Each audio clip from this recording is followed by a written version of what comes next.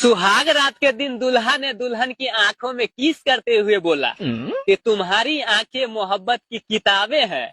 तो दुल्हन ने बोली, हाँ तू किताबों में ही उलझे रहो, नीचे लाइब्रेरी में तो आग लगी है।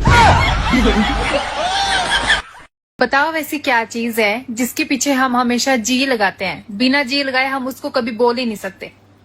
पापा जी, मम्मी जी। नहीं, मम्मी पापा तो हम ऐसे ही बोल सकते बिना जी के भी। वो शब्द ऐसा है जो बिना जी के कभी नहीं बोला जा सकता।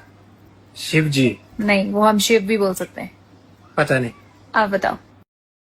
अच्छा ये बताइए, आपने मुझ में क्या देखकर प्यार किया? अभी देखा कहाँ है, सब कुछ देखने के लिए तो प्यार किया है।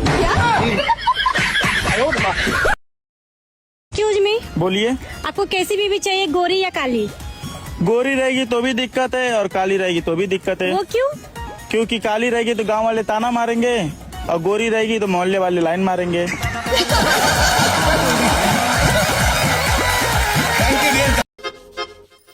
सुनो, हाँ, शादी में दूल्हे के गले में माला क्यों डालते हैं? अरे शादी में दूल्हे के गले में माला इसलिए डालते हैं, समझो आज से वो मर गया।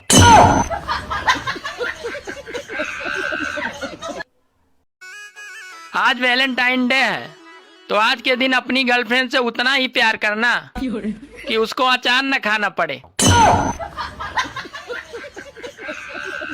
से नहीं, पैसों से तोली जाती है। तुम कितने शरीफ हो, कितने मासूम हो, कितने सच्चे दिल के हो, इन बातों की अब किसी को परवाह नहीं। पर तुम्हारे पास कितना पैसा है, बस यही तय करता है तुम्हारी कीमत इस समाज में। जो जेब में मोटा बटुआ लेकर चलता है वो हमेशा सर उठाकर चलता है, फिर चाहे उसका किरदार कितना भी खोखला क्यों ना हो। संस्कार, शराफत, मासूमियत अब ये सिर्फ कहानियों में अच्छे लगते हैं, असल जिंदगी में पैसा ही सब कुछ है। ये बात तुम्हें आज समझ आई या कल, लेकिन समझ जरूर आएगी। एक बाजार में सिर्फ 500 रुपए में गुलाम बिक रहा था। इतने में एक अमीर आदमी का वहां से गुजरना हुआ। आदमी ने सोचा सिर्फ 500 रुपए में गुलाम बिक रहा है, इतना सस्ता, चलो खरीद लेता हूं। वो गुलाम के पास गया और पूछा कि तुम इतने सस्ते में गुलाम कैसे बेच रहे हो, कामचोर है क्या?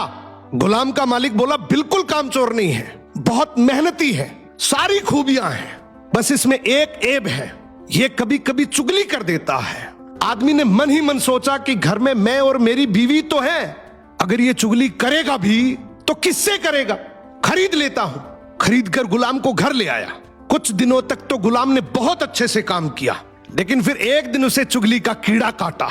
वो सबसे पहले उस आदमी की बीवी के पास गया और बोला, मेम साहब आपको पता है साहब का बाहर किसी औरत के साथ चक्कर चल रहा है। ये सुनते ही औरत सकते में आ गई और जोर जोर से रोने लगी। गुलाम बोला, अरे मेम साहब आप रो मत, हिम्मत रखो, मेरे पास इस चीज का पक्का इलाज है। मैं एक बाबा को जानता हूं जो आपकी इस मुसीबत को जड़ से खत्म कर देगा। आप बस एक छोटा सा काम करना, रात को जब साहब सो जाए तो उनकी दाढ़ी से कुछ बाल काट कर मुझे दे देना। औरत तैयार हो गई। फिर वो गुलाम वहां से उठा और आदमी के पास गया। उसने बोला, साहब क्या आप जानते हैं मेम साहब का बाहर किसी आदमी के साथ चक्कर चल रहा है। ये सुनते ही आदमी आग बबूला हो गया। गुस्से में आकर उसका गिरेबान पकड़ लिया और बोला, तू मेरी बीवी पर इल्जाम लगा रहा है। गुलाम बोला, आपको मेरी बात पर यकीन ना हो तो रात को आप सिर्फ सोने का नाटक करना, आज रात वो आपको मारने वाली है। आदमी तैयार तो हो गया, लेकिन वो बोला, अगर तेरी बात झूठ निकली तो मैं तुझे जान से मार दूंगा। रात हुई, आदमी ने सोने का नाटक किया। उधर उसकी बीवी जैसा गुलाम ने कहा वैसा करने लगी। रात के 3 बजे हाथ में कैंची लेकर जैसे ही उस आदमी के पास पहुंची, आदमी तुरंत जाग गया। अब इस आदमी के दिमाग में गुलाम की बात तो चल ही रही थी। गुस्से में उसने अपनी बीवी को पकड़ा, हाथ में से कैंची खींची और आओ देखा ना ताओ, उस कैंची को उस औरत के गले में खोप दिया। औरत वहीं मर गई। जब औरत के परिवार वालों को यह बात पता चली तो उन्होंने इस आदमी को मार दिया, और जब आदमी के परिवार वालों को यह बात पता चली तो दोनों परिवार आपस में ऐसे भिड़े कि दोनों परिवार पूरी तरीके से खत्म हो गए। इसलिए कहते हैं, शरीर में घुले जाने वाले जहर का तो फिर भी इलाज है, लेकिन कान में घुलने वाले जहर का इस दुनिया में कोई इलाज नहीं है। ये एक ऐसा जहर है जो नस्लें बर्बाद कर देता है। सो सुनी सुनाई बातों पर बिना जाने कभी भरोसा मत करो। रात के 12 बजे उसने अपने दोस्त का दरवाजा खटखटाया। जब दोस्त ने दरवाजा खोला तो वो हाथ जोड़कर गिड़गिड़ाते हुए बोला, कि यार मना मत करना, सारे रास्ते बंद हो चुके हैं, सबने मना कर दिया, तब तेरे पास आया हूं। मुझे 1 लाख रुपए की जरूरत है, वो भी अभी। मैं बहुत बड़ी मुसीबत में हूं। दोस्त चुपचाप अंदर गया और उसके हाथ में 1 लाख रुपए थमा दिए। रुपए लेकर दोस्त वहां से चला गया। अब वो अंदर गया और कुर्सी पर चुपचाप सर झुकाकर बैठ गया। तब उसकी पत्नी उसके पास आई और बोली कि अगर आपको पैसे नहीं देने थे तो कोई ना कोई बहाना करके मना कर देते, अब दुखी होने से क्या फायदा है। तब वो बोला कि मैं दुखी इसलिए नहीं हूं कि मैंने उसको 1 लाख रुपए दे दिए, बल्कि दुखी इसलिए हूं कि वो सबसे लास्ट में मेरे पास आया, जब उसके सारे रास्ते बंद हो गए थे। उसे सबसे पहले मेरे पास आना चाहिए था। दुख हो या सुख, दोस्त वही है जो सबसे पहले याद आए। सुख में भले याद ना करे, मगर दुख में सबसे पहले याद करे, वो दोस्त हैं। लेकिन इसमें गलती मेरी है। मैं इन पैसों के चक्कर में दोस्तों से दूर हो गया। दूरियां बढ़ती गई और मुझे पता ही नहीं चला।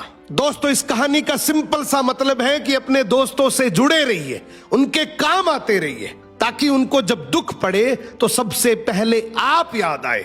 सब कुछ यहीं रह जाएगा, सिर्फ दोस्ती है जो आखिरी सांस तक मुस्कान बनकर साथ रहेगी।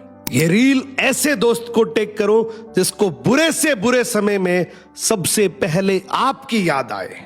एक बाजार में सिर्फ 500 रुपए में गुलाम बिक रहा था। इतने में एक अमीर आदमी का वहां से गुजरना हुआ। आदमी ने सोचा सिर्फ 500 रुपए में गुलाम बिक रहा है, इतना सस्ता, चलो खरीद लेता हूं। वो गुलाम के पास गया और पूछा कि तुम इतने सस्ते में गुलाम कैसे बेच रहे हो, कामचोर है क्या? गुलाम का मालिक बोला, बिल्कुल कामचोर नहीं है, बहुत मेहनती है, सारी खूबियां हैं, बस इसमें एक ऐब है, ये कभी कभी चुगली कर देता है। आदमी ने मन ही मन सोचा कि घर में मैं और मेरी बीवी तो है, अगर ये चुगली करेगा भी तो किससे करेगा, खरीद लेता हूं। खरीद कर गुलाम को घर ले आया। कुछ दिनों तक तो गुलाम ने बहुत अच्छे से काम किया, लेकिन फिर एक दिन उसे चुगली का कीड़ा काटा। वो सबसे पहले उस आदमी की बीवी के पास गया और बोला, मेम साहब, आपको पता है साहब का बाहर किसी औरत के साथ चक्कर चल रहा है। ये सुनते ही औरत सकते में आ गई और जोर जोर से रोने लगी। गुलाम बोला, अरे मेम साहब, आप रो मत, हिम्मत रखो, मेरे पास इस चीज का पक्का इलाज है। मैं एक बाबा को जानता हूं जो आपकी इस मुसीबत को जड़ से खत्म कर देगा। आप बस एक छोटा सा काम करना, रात को जब साहब सो जाए तो उनकी दाढ़ी से कुछ बाल काट कर मुझे दे देना। औरत तैयार हो गई। फिर वो गुलाम वहां से उठा और आदमी के पास गया। उसने बोला, साहब, क्या आप जानते हैं मेम साहब का बाहर किसी आदमी के साथ चक्कर चल रहा है। ये सुनते ही आदमी आग बबूला हो गया।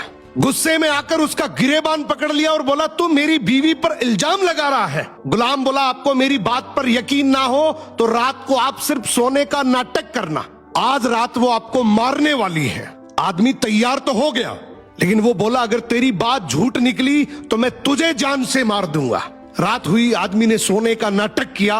उधर उसकी बीवी जैसा गुलाम ने कहा वैसा करने लगी। रात के 3 बजे हाथ में कैंची लेकर जैसे ही उस आदमी के पास पहुंची, आदमी तुरंत जाग गया। अब इस आदमी के दिमाग में गुलाम की बात तो चल ही रही थी। गुस्से में उसने अपनी बीवी को पकड़ा, हाथ में से कैंची खींची और आओ देखा ना ताओ, उस कैंची को उस औरत के गले में खोप दिया और औरत वहीं मर गई। जब औरत के परिवार वालों को ये बात पता चली तो उन्होंने इस आदमी को मार दिया, और जब आदमी के परिवार वालों को ये बात पता चली तो दोनों परिवार आपस में ऐसे भिड़े कि दोनों परिवार पूरी तरीके से खत्म हो गए। इसलिए कहते हैं, शरीर में घुले जाने वाले जहर का तो फिर भी इलाज है, लेकिन कान में घुलने वाले जहर का इस दुनिया में कोई इलाज नहीं है। ये एक ऐसा जहर है जो नस्लें बर्बाद कर देता है। सो सुनी सुनाई बातों पर बिना जाने कभी भरोसा मत करो। क्या बात है। 500 के 2 नोट कितने होंगे?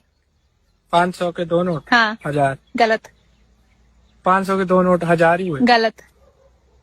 नहीं बता। आप लोग बताओ। ऐसा कौन सा रूम है जिसमें दरवाजे नहीं होते? कौन सा रूम है जिसमें दरवाजे नहीं होते? हाँ। फंस गए, अब फंस गए।